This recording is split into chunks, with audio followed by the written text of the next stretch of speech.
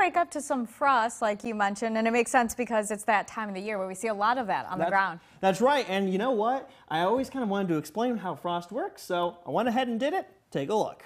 Tonight, we are going to take a look at what frost is and how it develops.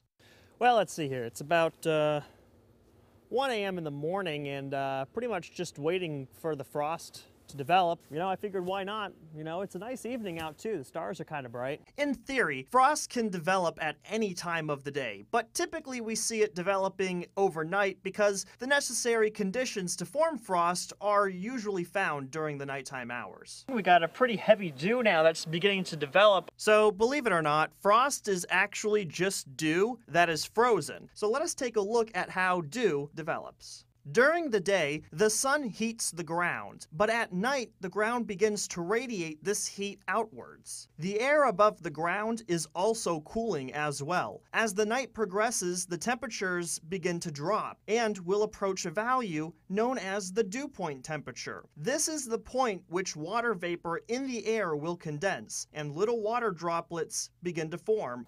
Well, it's 6:15 in the morning, the temperature is 36 degrees, and we actually got some frost out there. So how did the dew that developed turn into frost all of a sudden? Now you see, even though the air temperature is only about 36 degrees, right at the ground level, well, the temperature is actually at freezing.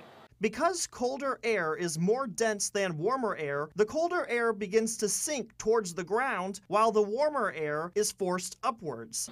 Now this is actually really cool. You can see that the heat from the concrete has actually basically prevented the frost from forming on the grass right next to the concrete, even though we see the frost is forming pretty well right there.